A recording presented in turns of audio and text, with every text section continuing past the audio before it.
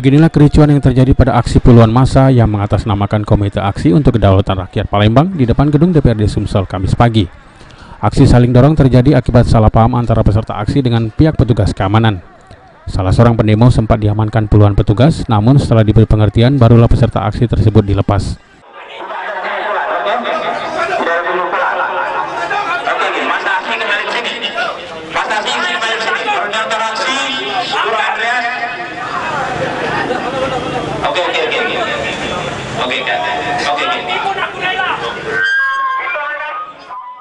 Aksi buruh dan petani ini menyuarakan aspirasi mereka sebelum ditemui Gubernur Sumsel dan PLT Ketua DPRD Sumsel. Masa aksi menuntut janji Gubernur Sumsel untuk menyelesaikan persoalan tenaga kerja atau buruh di sejumlah perusahaan. Beberapa waktu lalu permasalahan tersebut sebenarnya telah diserahkan Kepala Dinas Tenaga Kerja Sumsel. Namun hingga kini permasalahan ini belum menemui jalan keluar.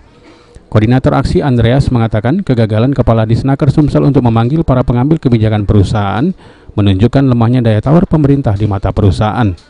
Mereka meminta agar gubernur memanggil secara langsung perusahaan yang sedang bermasalah untuk menyelesaikan secara tegas dan tidak mengabaikan undang-undang ketenagakerjaan.